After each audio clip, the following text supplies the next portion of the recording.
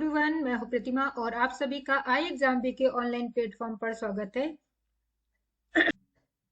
जैसा कि आप सभी जानते हैं कि इसके पहले हमने एक वीडियो बनाया था जिसमें आपको बताया था मैंने कि जो NHB है यानी नेशनल हाउसिंग बैंक, उसके द्वारा बहुत सारे पोस्ट निकले हैं। उसमें असिस्टेंट मैनेजर के भी पोस्ट निकले हैं हिंदी के लिए। तो यहाँ पर हम उसके जो एग्जाम का पैटर्न है, परीक्षा का जो पैटर्न है, उसके बारे में हम डिस्कस करेंगे। हम इसके परीक्षा पैटर्न को तो डिस्कस करेंगे, लेकिन यहाँ पर जो इम्पोर्टेंट डेट्स है, जैसे कि क्लोजिंग और स्टार्टिंग डेट जो है फॉर्म भरने की, वो है 29 अक्टूबर से 18 नवंबर तक की। इसमें जो आपके एग्जामिनेशन होगा, जो उसकी डेट होगी, उससे पहले 10 दिन पहले आपको एडमिट कार्ड देखने को मिलेंगे।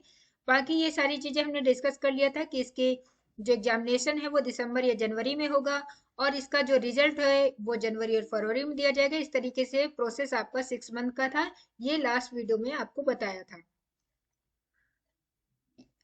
यहाँ पर ये भी देखना है आपको कि यहाँ पर जो टोटल पोस्ट है वो 16 है, लेकिन उसमें जो असिस्टेंट मैनेजर स्केल 1 जर्नलिस्ट और असिस्टेंट मैनेजर स्केल 1 हिंदी दोनों के लिए कंबाइंड है। ठीक है, तो यहाँ पर जो 16 पद होंगे रिक्त, वो जर्नलिस्ट और हिंदी दोनों के लिए होंगे। अब ये नहीं पता है यहाँ पर कि हिंदी के लिए कितने हैं और जर्नलिस्ट के लिए कितने होंगे। यहाँ पर एज भी हमने डिस्कस किया था कि जो असिस्टेंट मैनेजर की जो एज है वो 21 साल से 30 वर्ष तक की रखी गई है। अगर हम क्वालिफिकेशन की बात करें कि असिस्टेंट मैनेजर हिंदी के लिए क्या क्वालिफिकेशन था, तो जैसा कि आपको पता है कि यहाँ पर जो हिंदी विषय के साथ में हिंदी विषय से आपको बैचलर डिग्री होनी चाहिए, लेकिन उसमें 60% एटलीस्ट आपके अंक होने चाहिए। अगर आपने बैचलर डिग्री हिंदी से नहीं किया हुआ है, 60% उसमें नहीं है, और आपने अगर पीजी किया हुआ है, पोस्ट ग्रेजुएशन आपने हिंदी से किया हुआ है और उसमें आपके 55% है, तो आप उसके लिए अप्लाई कर सकते हैं। साथ में आपका English as a main subject आपका डिग्री लेवल पर होना चाहिए। यहाँ पर SC ST के लिए छूट भी है इसमें, जो ये प्रतिशत अंक है। अब यहाँ पर हम डिस्कस कर लेते हैं असिस्टेंट मैनेजर जर्नलिस्ट के लिए, क्योंकि दोनों की पोस्ट जो है वो कंबाइंड यहाँ पर बताई गई है। तो यहाँ पर जो जर्नलिस्ट के लिए जो पेपर होगा उसमें क्या क्या पूछा जाएगा, तो यहाँ पर जो पेपर है वो एक ही पेपर होगा जिसमें रीजनिंग के जो प्रश्न होंगे वो 45 प्रश्न पूछे जाएंगे, जिसके लिए 60 अंक दिए जाएंगे। और इसमें जो लैंग्वेज होगी वो हिंदी और इंग्लिश दोनों में आप दे सकते हैं, जिसमें देना चाहते हैं। इसके लिए जो समय है वो 60 मिनट का होगा। और यहाँ पर जनरल अवेयरनेस से भी प्रश्न पूछे जाएंगे 50। इंग्लिश लैंग्वेज के क्वेश्चन जो होंगे वो होंगे 25, और क्वांट से भी क्वेश्चन होंगे और यहाँ पर उसके प्रश्न होंगे 35।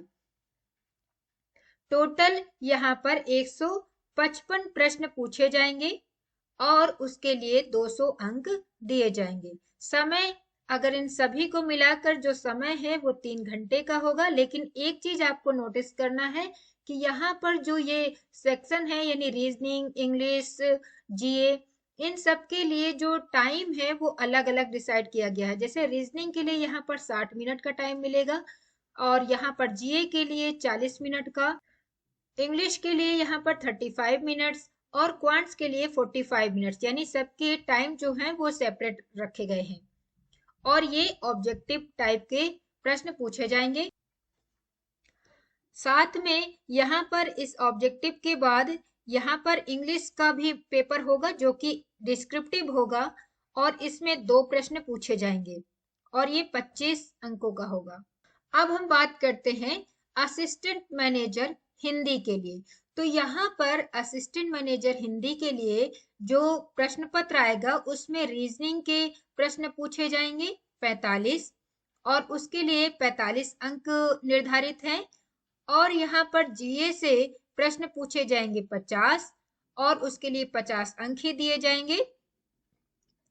अर्थात एक प्रश्न एक नंबर का यहाँ पर है। इंग्लिश लैंग्वेज में 25 प्रश्नों के लिए 30 अंक मिलेंगे।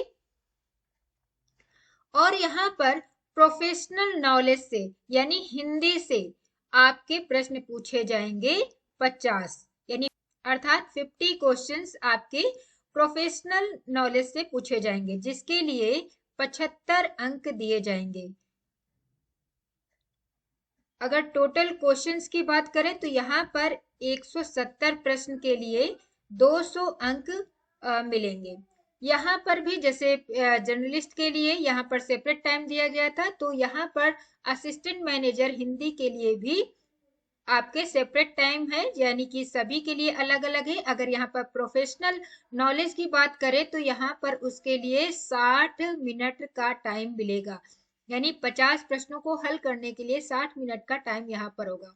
ये सभी प्रश्न जो होंगे वो ऑब्जेक्टिव टाइप से पूछे जाएंगे।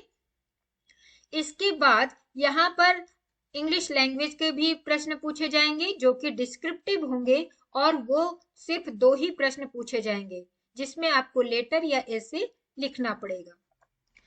डिस्क्रिप्टिव टेस्ट की बात करें तो ये इंग्लिश लैंग्वेज का टेस्ट होगा और इसके लिए 25 अंक मिलेंगे, जो आपके ऑब्जेक्टिव के बाद यहाँ पर डिस्क्रिप्टिव का होगा। ये जो टेस्ट होगा उसके लिए 30 मिनट का टाइम दिया जाएगा, और इसमें जो इंग्लिश लैंग्वेज में आपके 2 पार्ट्स दिए जाएंगे, जिसमें एक लेटर पूछा जाएगा और एक ऐसे पूछा जाएगा। ये सभी जो क्वेश्चन हैं यानी 2 जो प्रश्न होंगे उसके लिए आपको टाइपिंग करके ही उसका उत्तर देना होगा, और डिस्क्रिप्टिव टेस्ट जो होगा वो तुरंत ऑब्जेक्टिव टाइप के बाद होगा। दूसरी बात यहाँ पर ध्यान देना है कि जो डिस्क्रिप्टिव टेस्ट है वो क्वालिफाइंग नेचर का होगा, यानी उसके जो नंबर हैं वो आपके मेरिट में ऐड नहीं होंगे। तो इस तरीके से ये डिस्क्रिप्टिव टेस्ट के बारे में है। अगर आप लोग इसके लिए अप्लाई कर रहे हैं, अगर आप एलिजिबल हैं इसके लिए, तो आप लोग यहाँ पर आई एग्जाम बी के द्वारा उसकी वेबसाइट में बहुत सारे फ्री मॉक टेस्ट दिए गए हैं, तो उसको आप लोग सॉल्व करके उसको हल करके आप आइडिया लगा सकते हैं कि आपके कितने यहाँ पर क्वेश्चंस सही हो रहे हैं। और दूसरी बात है यहाँ पर इसके प्रीवियस ईयर के क्वेश्चन पेपर भी यहाँ पर दिए गए हैं, तो आप उसको भी देख सकते हैं कि किस तरीके के प्रश्न पिछले वर्ष पूछे गए थे। तो इस तरीके से ये एग्जाम पैटर्न था कि कितने क्वेश्चंस यहाँ पर पूछे जाएंगे। तो प्रोफेशनल नॉलेज यानी हिंदी से आपके 50 प्रश्न पूछे जाएंगे, जिसके लिए आपको 75 अंक दिए जाएंगे, और डिस्क्रिप्टिव जो होगा वो क्वालिफाइंग नेचर का होगा।